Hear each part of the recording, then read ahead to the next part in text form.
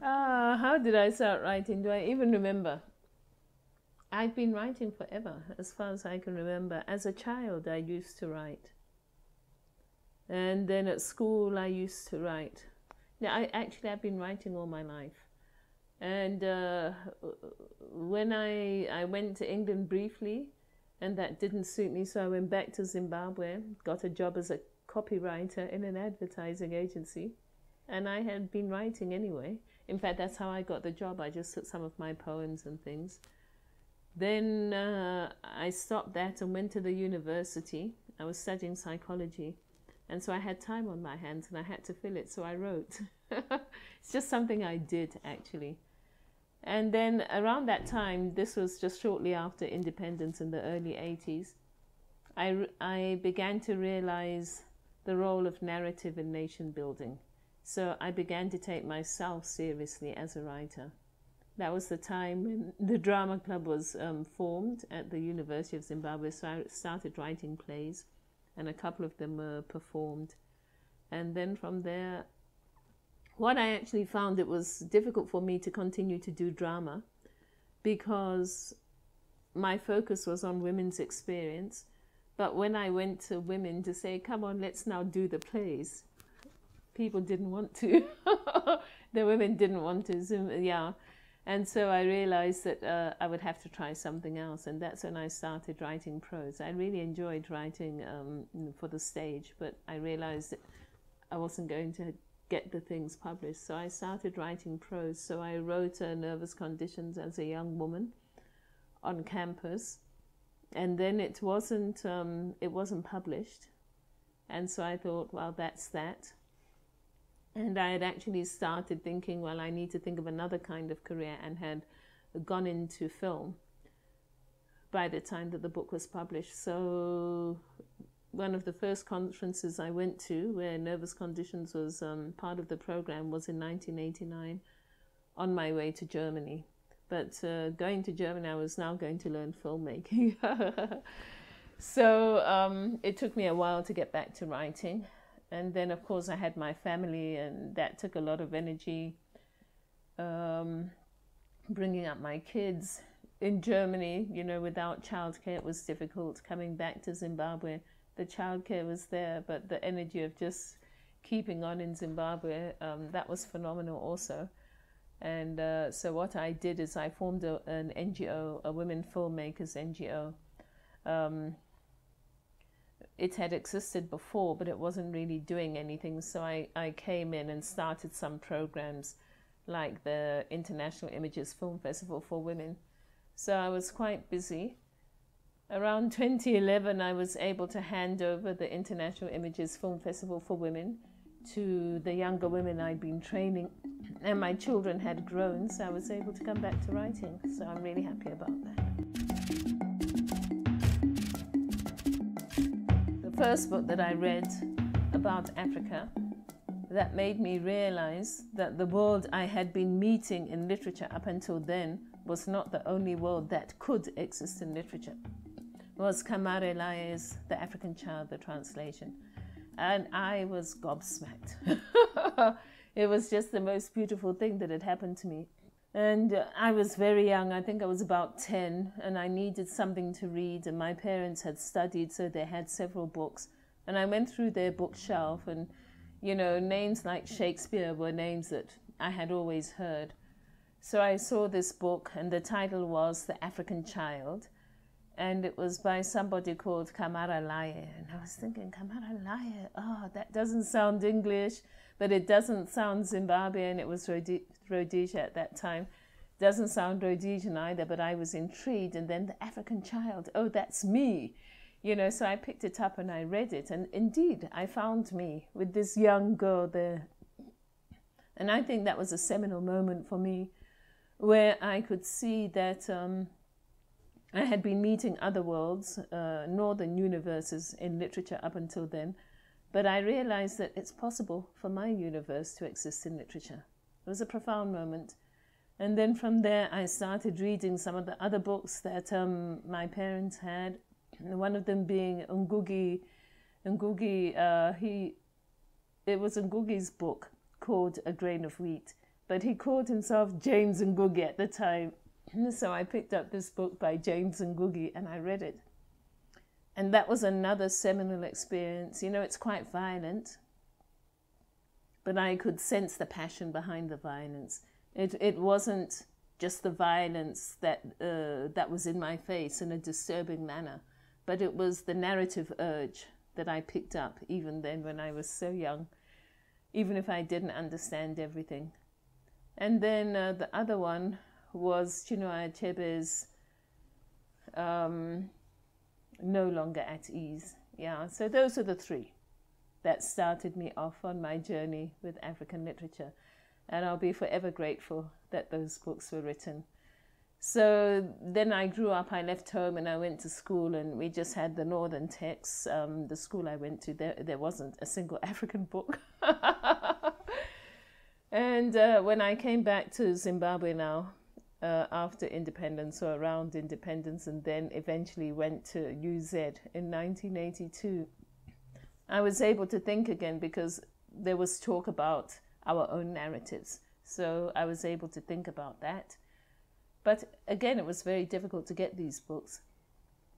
So the books that I was able to get hold of were generally the African American women writers, like your Toni Morrison, your Alice Walkers, your Maya Angelou. So those were the people that I was reading.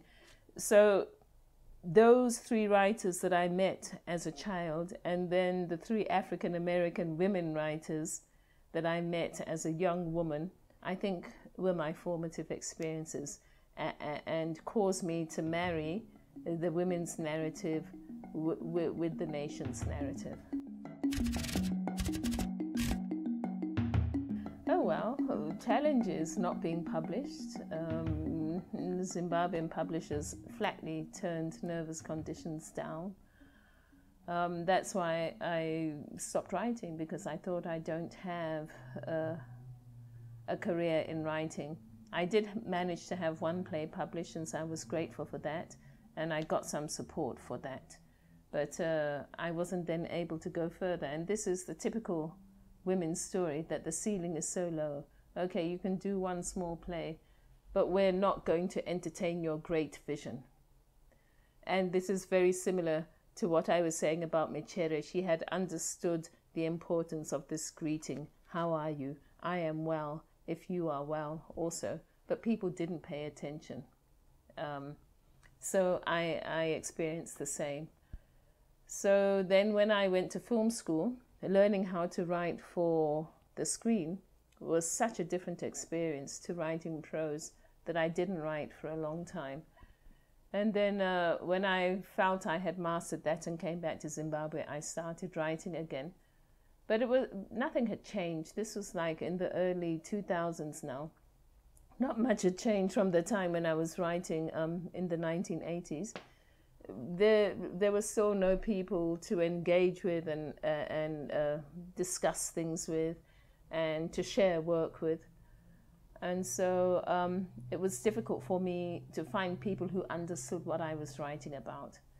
So to get Nervous Conditions published, I sent it to the Women's Press, because I thought, what shall I do now after I'd been rejected in Zimbabwe? I then looked at the presses that were the publishing houses that were publishing the African American women writers, and I saw that Alice Walker had been published by the Women's Press. So I thought, oh, London, let me send it to them. So I put my manuscript in an envelope. It was still posting envelopes at that time. Then I didn't hear from them for years. So I thought, oh, well, that's it. The people here were right. You know, I haven't got anything to say and I can't write. So let me think of other things to do. So then in about 1987 or so, I had to go to London on business. And I thought, well, since I'm here, let me just go by and see whether they ever read that book or whether they even received the manuscript. So I went by and they said, oh, no, we don't think we've read that. So, but if you sent it to us, we definitely received it and I'll be able to find it for you. So just hang on a minute.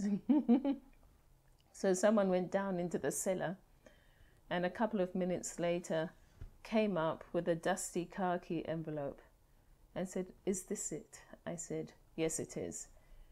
So then she said, "Oh, well, now that we've got it, we will read it." And the very next day I got a phone call. So that's how it happened. Yeah, so those are the challenges. People, access is extremely difficult. And support is extremely difficult, especially if you're writing in Africa. There are no grants.